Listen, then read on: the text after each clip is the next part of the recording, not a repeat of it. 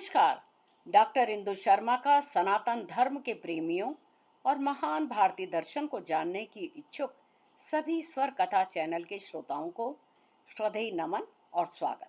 श्रोताओं, स्वर कथा के माध्यम से सप्त ऋषियों के विषय में चर्चा की, जिनके द्वारा सनातन संस्कृति की नींव रखी गई। पिछले सप्ताहों से चर्चा कर रहे हैं उन संतों की जिन्होंने भारतीय सनातन धर्म को सींचा, और पिछले सप्ताह का विषय था संत तुकाराम जी। और आज हम एक ऐसे संत की चर्चा करेंगे जिन्होंने कृष्ण भक्ति के नए आयाम प्रस्तुत किए। इससे पहले कि हम आज के विषय पर चर्चा करें, आपसे अनुरोध है कि आप भारतीय संस्कृति का प्रचार और प्रसार करने में हमारी सहायता करें। इस मिशन को सफल बनाने के लिए आपसे प्रार्थना है कि यदि आपने स्वर कथा चैनल को अभी तक सब्सक्राइब नहीं किया तो इसे सब्सक्राइब करें। सूरदास कृष्ण के वैष्णव भक्त तथा भक्ति काल के महाकवि, गायक और संत थे। वे अष्टछाप के प्रमुख कवियों में गिने जाते हैं। सूरदास को भारत का और भक्ति काल का सूर्य भी कहा जाता है। इन्होंने नेत्रहीन होकर भी अपने अद्भुत काव्य और मधुर भक्ति पदों के माध्यम से श्री कृष्ण के प्रेम, वात्सल्य और रास लीलाओं को जन जन तक पहुंचाया है। उनका जीवन दर्शन, काव्य प्रतिभा और भक्ति का भाव आज भी भारतीय संस्कृति के लिए अमिट प्रेरणा स्रोत रहे। सूर ने ही सर्वप्रथम ब्रजभाषा को साहित्यिक रूप दिया। सूरदास जी के जन्म के विषय में प्रामाणिक रूप से जानकारी का घोर अभाव है। महाकवि सूरदास जी का जन्म 1478 ईस्वी के आसपास मथुरा आगरा मार्ग पर स्थित रोनकता नाम गांव में हुआ। कुछ लोगों का कहना है कि सूरदास जी का जन्म सीही नामक ग्राम में सारस्वत, जिसका अर्थ है ब्रह्मभट्ट राव परिवार में हुआ था। एक मत के अनुसार सूरदास जन्म से एक ब्राह्मण परिवार में हुआ। उनकी माता का नाम जमुना दास और पिता का नाम रामदास था। कहा जाता है कि बचपन से ही सूरदास अंधे होने की वजह से उनके माता पिता ने उनका त्याग कर दिया। और एक मत यह भी है कि सूरदास जी पृथ्वीराज के कवि चंद्रबरदाई के वंशज रहे थे। इन कवियों के कुल में से एक थे हरिचंद, जिनके 7 बेटे थे और सबसे छोटा बेटा सूरजदास था या सूरदास था। माना जाता है कि 6 बड़े भाई मुसलमानों के साथ युद्ध करते हुए मारे गए। तब अंधे सूरदास बहुत दिनों तक इधर उधर भटकते रहे।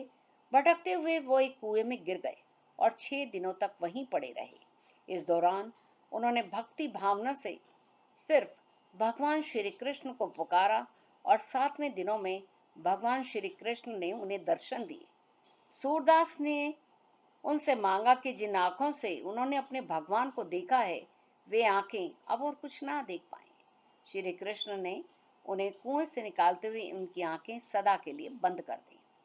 84 वैष्णव की वार्ता से पता चलता है कि सूरदास पहले गौघाट गए थे और वहां साधु के रूप में रहते थे। सूरदास जी के गुरु का नाम वल्लभाचार्य था। सूरदास जी की प्रसिद्ध रचनाएं हैं सूर सागर।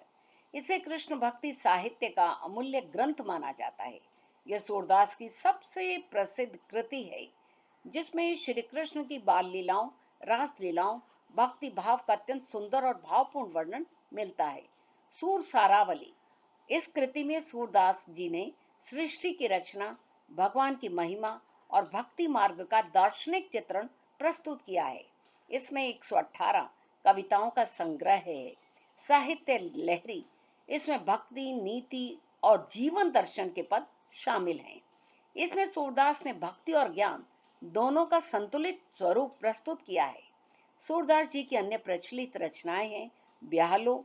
इस कृति में विवाह और उसके रीति रिवाजों का वर्णन मिलता है। इसमें लोक जीवन और संस्कृति की झलक दिखाई देती है। नल दमयंती, इसमें महाभारत की प्रसिद्ध कथा नल और दमयंती का काव्यात्मक रूप में चित्रण है। इसमें प्रेम, वियोग, पुनर्मिलन की भावनाएं अत्यंत मार्मिक ढंग से व्यक्त की गई हैं।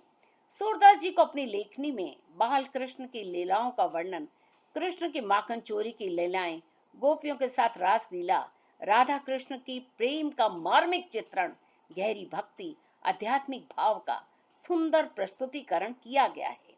सूरदास जी की कविताओं को अलग अलग राग रागनियों में आज भी गाया जा सकता है। सूरदास जी अपनी रचनाओं के माध्यम से आम लोगों के सामने प्रेम का एक ऐसा रूप लेकर आना चाहते थे जो स्वार्थी नहीं है, जिसमें भक्ति मिली हुई है।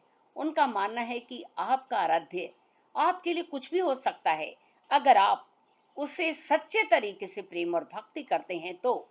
सूरदास के अनुसार भगवान श्री कृष्ण के अनुग्रह से मनुष्य को सद्गति प्राप्त हो सकती है। अटल भक्ति कर्म भेद, जाति भेद, ज्ञान योग्य से श्रेष्ठ है। सूरदास जी ने वात्सल्य, श्रृंगार और शांत रसों को मुख्य रूप से अपनाया है।